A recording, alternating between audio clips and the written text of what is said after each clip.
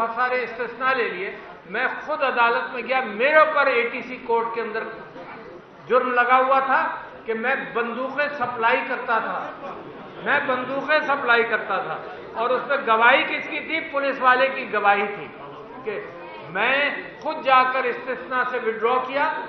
جب وہ میرے خلاف مقدمہ خارج ہو گیا تو PDM کی حکومت نے دوبارہ میرے پر مقدمے کا ریویو پہ ڈال دیا. تو لہذا قانون جو امپلیمنٹ ہو انصاف کے ساتھ. کہ میں آپ سے یہ کہہ رہا ہوں کہ حضرت ابو بکر نے یہ فرمایا کہ انہوں نے اپنے نبی کو یہ کہتے صلی اللہ علیہ وسلم یہ کہتے سنا کہ 3 لوگ جنت میں نہیں جائیں گے. ذرا سن لو غور سے, کون 3 لوگ ہیں؟ جو کنجوس ہے, جو دھوکے باز ہے, اور وہ جو حکمران بنے اور خیانت کاری کرے, وہ جنت میں جائے گا نہیں. دوسری بڑی بات کہ قانون کے اعتبار سے سب برابر ہیں. میرے نبی صلی اللہ علیہ وسلم کا قول تھا کہ اگر فاطمہ بھی کوئی جرم کرے گی تو اس کے اوپر بھی قانون لگے گا. اس سے بڑا کوئی قول ہو نہیں سکتا پاکستان کے لیے کہ کوئی ہر شخص قانون کے اندر برابر ہو.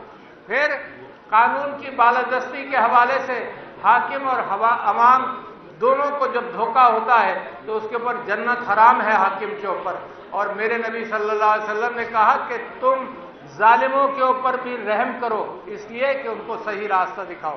میں یہ چیزیں آپ کو اس لیے بتانا چاہتا ہوں کہ مظلوموں کی آواز اور گونج بڑھتی چلی جا رہی ہے. تو کہاں سے راستہ پکڑوں گا؟ میں کہاں سے پکڑوں گا اور آپ کہاں سے پکڑیں؟ اس کے بعد میں لانا چاہتا ہوں بات کو محمد علی جناح کے اوپر. وکیل تھا, دیانتدار وکیل تھا, اس کی دیانت کے اعتبار سے کسی کو آج تک کبھی کوئی انگلی نہیں اٹھا سکا. مگر اس نے کیا کہا ذرا میں پڑھ کر سنانا چاہتا ہوں. صبر کے ساتھ بیٹھیں اور سنیں. حمود الرحمان کمیشن کی رپورٹ کے اندر تو اب یہ ہو گیا کہ اگر آپ اس کا ذکر کریں گے تو قانون آپ کے اوپر لگ جائے گا. تو میں امید کرتا ہوں کہ محمد علی جناح کے اقتباس کو اگر میں پڑھوں گا تو مجھے سزا نہیں ہوگی اور میرے اوپر FIR نہیں کٹے گا, کیونکہ جس کو انہوں نے کہی ہے یہ بات انہی کو میں بھی سنانا چاہتا ہوں. اور یہ محمد علی جناح صاحب نے آرمی اسٹاف کالج کوئٹہ میں 14 جون 1948 کو یہ بات کہی تھی. ذرا غور سے سنو, اور میں انگریزی میں پڑھوں گا. انہوں نے کہا, جناح صاحب نے کہا کہ I want you to remember that the executive authority flows from the head of the government of Pakistan. کیا کہا؟ The executive authority flows from the head of the government of Pakistan, and therefore any command or order that may come to you cannot come without the sanction of the executive head. This is the legal position. Do not forget. سنیں غور سے, do not forget. اور اس میں برا مت مانے, ہر چیز کا آج کل برا مانا جاتا ہے. قائد اعظم نے کہا do not forget that the armed forces are the servants of the people. It was Quaid Azam who said it. میرے اوپر مقدمہ نہیں کرنا. You do not make national policy. It was Quaid Azam who said it about SIFC. You do not make national policy. It is we, the civilians, who decide these issues, and it is your duty to carry out these tasks with which you are entrusted. یہ کراچی کے سب سے بڑے وکیل اور ہندوستان پاکستان کے سب سے بڑے وکیل نے یہ بات کہی. میں آپ کو یہ بتانا چاہتا ہوں کہ ہم سیکھیں گے کہاں سے. اگر عمران خان صاحب نے حمود الرحمان کمیشن کی رپورٹ کو کہا ہے کہ پڑھو, تو کیا غلط بات کی؟ کمیشن آپ کا بنایا ہوا, کمیشن گورنمنٹ کا بنایا ہوا, کمیشن بھٹو صاحب کا بنایا ہوا, اور ایک دیانتدار آدمی جسٹس حمود الرحمان نے اس کمیشن کی روداد سنی اور رپورٹ لکھی. اور ایسے لوگ 15-20 لوگوں سے تو میں آج بھی واقف ہوں جو زندہ ہیں, جو گواہی دیں گے کہ ہم نے کمیشن میں کیا کہا. آج بھی زندہ ہیں اور گواہی دیں گے. اس سے قبل کہ ساری چیزوں کو دفنا دیا جائے وہ بھی موجود ہیں جو گواہی دیں گے. اور یہ بھی آپ کو بتا دوں کہ ایک دیانتدار جج تھے اور ان کے بیٹے اس وقت فیڈرل شریعت کورٹ کے چیف جسٹس ہیں, جسٹس حمید الرحمان. ان کے بیٹے چیف جسٹس ہیں فیڈرل شریعت کورٹ کے آج. تو لہذا بڑی آتھینٹسٹی کے ساتھ میں بات کر رہا ہوں. اور اگر عمران خان نے یہ بات کی ہے کہ حمود الرحمان کمیشن کی رپورٹ کو دیکھو اور پڑھو. اب ہوا کیا تاریخ کے اندر ہوا کیا؟ قانون کی تلاش، انسان کی تاریخ بہت پرانی نہیں ہے، 10,000 سال، 8,000 سال، لکھی ہوئی تاریخ 6,000 سال، اس سے زیادہ پرانی نہیں ہے۔ سب سے پہلے بڑے بڑے لوگوں نے، جب انسان نے اکٹھا رہنا شروع کیا، انسانوں نے کہا کہ قانون بناؤ۔ جانوروں سے جب وہ الگ ہوا تو اس نے کہا قانون بناؤ، might is right, might is not right, جنگل کا قانون ختم کرو، انسانوں کا قانون بناؤ۔ اور یہ سائرس دی گریٹ کے حوالے سے یونان کے اندر سقراط نے قانون کی بات کی۔ سقراط سے کسی نے پوچھا کہ جی قومیں کیسے بنتی ہیں؟ تو سقراط نے کہا قوم بنتی ہے تجارت سے۔ آج بھی وہی ایشوز ہیں، کوئی زیادہ بدلے نہیں۔ قومیں بنتی ہیں تجارت سے، اور قومیں بنتی ہیں مشاورت سے، جمہوریت سے۔ تو کسی نے کہا سقراط صاحب کیا بس اسی سے بنے گی؟ اس نے کہا نہیں، قومیں بنتی ہیں انسانی جذبات سے۔ اس نے کہا تھائماس۔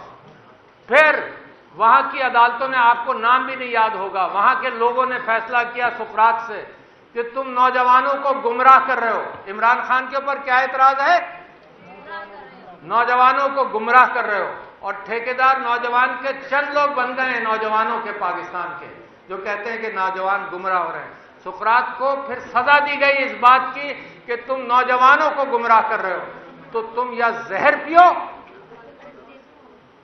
یا شہر سے چلے جاؤ، ملک بدر ہو جاؤ۔ سقراط نے فیصلہ کیا کہ میں ملک بدر نہیں ہوں گا۔ عمران خان نے کیا فیصلہ کیا کہ میں ملک میں رہوں گا، یہی مروں گا، یہی جیوں گا، میں ملک چھوڑ کر نہیں جاؤں گا۔ اور سقراط نے زہر پیا۔ سقراط کا نام آج تک مشہور ہے، ہر کتاب کے اندر ملے گا۔ آپ ان کو جانتے ہیں جنہوں نے اس کے اوپر یہ فیصلہ دیا تھا؟ کسی کا نام آپ نے سنا ہے؟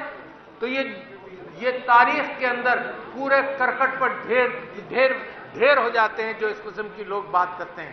اس کے ساتھ پھر میں آپ سے یہ بات کہنا چاہتا ہوں کہ جمہوریت اور مشاورت، قرآن کے اندر مشاورت موجود ہے، ہر اعتبار سے مشاورت موجود ہے۔ ایس ایم ظفر صاحب آپ کے بڑے وکیل ماشاءاللہ انتقال ہوا، اللہ تعالیٰ مغفرت فرمائے۔ ان کی ایک کتاب ہے اسلام اور جمہوریت، اور اسلام اور جمہوریت کے اندر وہ ارتقاء کی بات کرتے ہیں، اور بہت ساری چیزوں کے اندر اجماع اس مسلمانوں کے درمیان کہلاتا ہے اجماع۔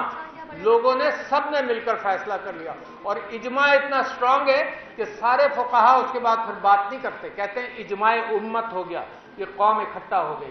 تو جب قوم اکٹھا ہو جائے، جیسے مشرقی پاکستان کے اندر ہوئی تھی، ہمیں اس بات کی قدر کرنی چاہیے تھی، ان کے ساتھ بات کرنی چاہیے تھی۔ کبھی کوئی کانکریٹ بات کسی کے ساتھ نہیں ہوئی، اور میں گواہ ہوں اس بات کو۔ کراچی کے شہر کے اندر چودھری، بڑے بڑے نام، چودھری خلیق الزماں، ظفر احسن لاری، اور نام آپ لیتے جائیے کراچی شہر کے، اگر ان کو دوبارہ زندگی مل جائے تو وہ سوچیں گے کہ کون سی غلطیاں نہ کریں۔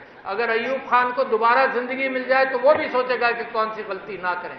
اب جو ارباب اختیار ہیں ان کے پاس موقع ہے، اپنے ماضی سے سیکھ سکتے ہیں۔ اب حمود الرحمان کمیشن رپورٹ نہیں ہوئی تو کارگل کا ایک مثانیہ ہوا ہمارے ملک کے اندر۔ میں نے لوگوں سے پوچھا، دونوں کا پوچھا، آج سے 4 مہینے سے میں پوچھ رہا ہوں ارباب اختیار سے کہ حمود الرحمان کمیشن رپورٹ پڑھی؟ جن سے میں نے پوچھا انہوں نے تو نہیں پڑھی۔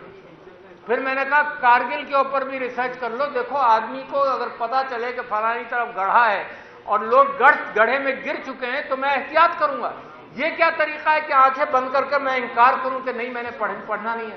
یہ جو مینڈیٹ ملا ہے یہ اجماع امت ہے، اس معنی کر کے سیاسی اجماع ہے، مذہبی اجماع ہے۔ اسی قدر کرو، بات کرو، نہ کہ یہ کہو کہ سب لوگ گمراہ ہو گئے اور سوشل میڈیا گمراہ کر رہا ہے۔ اور عجیب معاملہ ہے کہ جو آپ کو غزہ کے اعتبار سے سوشل میڈیا پر ایمان ہے کہ غزہ کی تصویریں دکھاتا ہے، پاکستان کے اعتبار سے آپ کو الرجی ہے کہ سوشل میڈیا جھوٹ بول رہا ہے۔ اخبار سچ بولتے تھے، ٹیلی ویژن میڈیم آج سچ بول رہا ہے، آدھا سچ آدھا جھوٹ، پتہ نہیں کیا۔ میں تو دیکھنا بھی چھوڑ دیا، آپ لوگ دیکھ رہے ہوں گے، میں نے دیکھنا چھوڑ دیا کہ اس میں سچ ہے ہی نہیں کہیں۔